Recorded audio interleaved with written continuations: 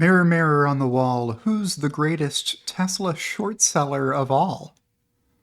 Hello, friends. James Stevenson here with my co-host Loki, who is up at attention in bed, ready for this week's episode. Today, I will be sharing with you who's got the most shares of Tesla short via put options. Now, you may have guessed that it would be Jim Chanos, and you'd be wrong. He is not the number one short seller anymore. His fund burned down and closed. He blew through $6 billion worth of assets under management, and Kinnikos Associates no longer exists, so it's not him. Some of you may have guessed Mark B. Spiegel out there. No, his fund never even had $10 million in it, or as a successful hedge fund manager would say, $0.01 billion assets under management. He never had that much. That guy. Some of you are saying Gordon Johnson. No, Gordon Johnson has never sold Tesla short at all. He makes his money getting paid by people who think it's a good idea to short Tesla somehow. Let me know in the comments below if you've ever figured out how GLJ Research makes money with their $40 price target on Tesla or whatever it is. Courtesy Tesla Boomer Mama, Alexandra Merz. We know, let me share my desktop. Because the Q3 reports are out, here's the list of shorts at the end of September of 2024. Former shorts leader Sessa Capital have closed their position, so they're out. They were number one, but they're gone now. Some of you were guessing Bill Gates. A lot of people guessed Bill Gates in the comments to Alexandra Merz, and she had to say, regrettably, information on his short position isn't available. So you're not able to claim that Bill Gates is the number one short seller of Tesla stock currently, because we don't know how short Tesla he is at the current time. Maybe he has also closed his short position as Sessa Capital has. People don't tell you in advance when they're going to close their short position because that would be dumb. They're trying to get out before a short squeeze happens. They don't want to cause one by convincing other people who are short to close their short positions, buying stock and driving the stock price higher, where they would have to cover at an even higher price when they got around to covering their short. The new leader is Clean Energy Transition LLP. We've covered them before in a previous video, which you'll see in a minute. Having more than $1 billion in short position, all puts. That's their net position. They don't have any long hedge against that. Their CEO is Per Lekander. I think I'm pronouncing that name correctly. Let me know if I'm pronouncing it wrong, folks who know how that name is pronounced. Parading on TV, pretending Tesla is the next Enron. That's still his shtick. He's been going with that for years. More on them here, cleanenergytransition.com. All right, so here's the graphic.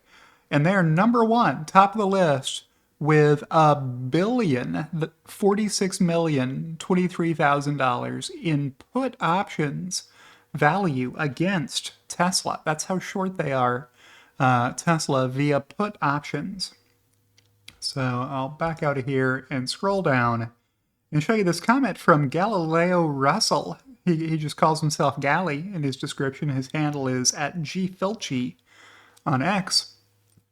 Clean Energy Transition is shorting hashtag Tesla? It seems like a strange name. I replied Orwellian, right? And then gave him this link to the follow-up in the thread from Alexandra Merz, linking to my previous video on Per Lekander. I replied he should change his company's name to Rage Against the Clean Energy Transition. He might attract more fans with honesty. Yeah, that's actually what he's doing. Per Lekander is raging against the dying of fossil fuels. He's raging against the clean energy transition and trying to postpone it for as long as possible. Who knows who his backers are? I don't know. Probably fossil fuel interests is what I would imagine. Here's that video that I made earlier from Per Lekander here. Or not from me and Loki, as you can see here. Another hater compares Tesla to Enron, I think is what this partially visible YouTube thumbnail says. And I replied, so Per Lekander has increased his short position by $650 million in 5 months. Any way to know what fraction of that is the cost of covering his short swelling as Tesla has traded higher?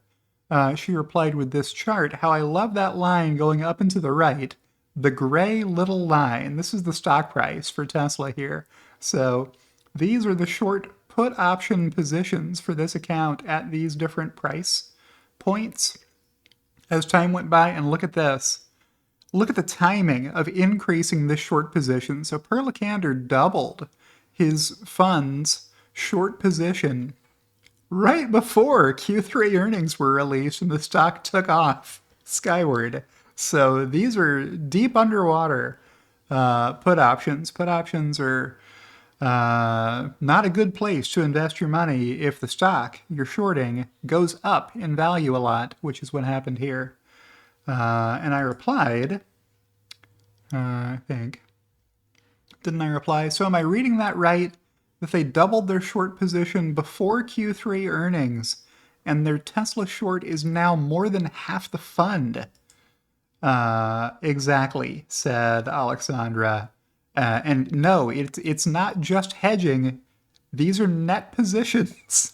There's no long hedge against these put options. This money is all at risk.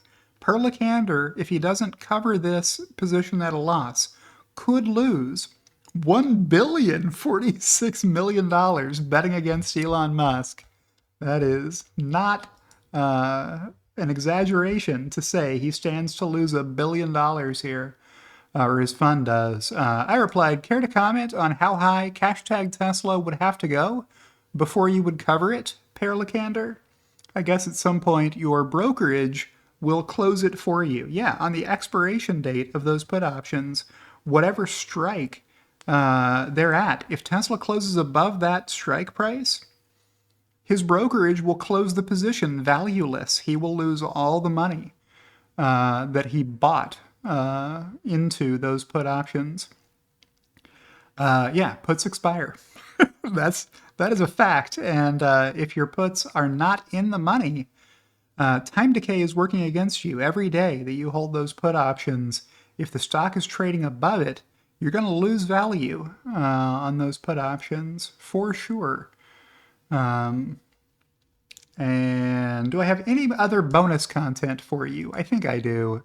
Yes, I have this screenshot from that previous video that I figured was enough to show you without showing you the whole video. I'll leave a link in the comments below if you want to see, or I'll leave it in the video description if you want to see the other video that I made earlier back in June, I guess.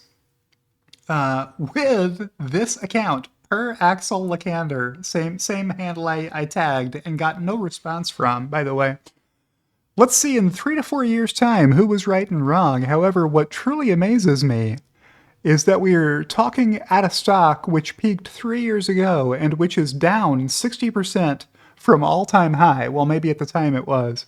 Haven't you noticed this? I am just saying this will continue and accelerate, is what Per Lekander thought. Per Lekander was wrong. Right, Loki?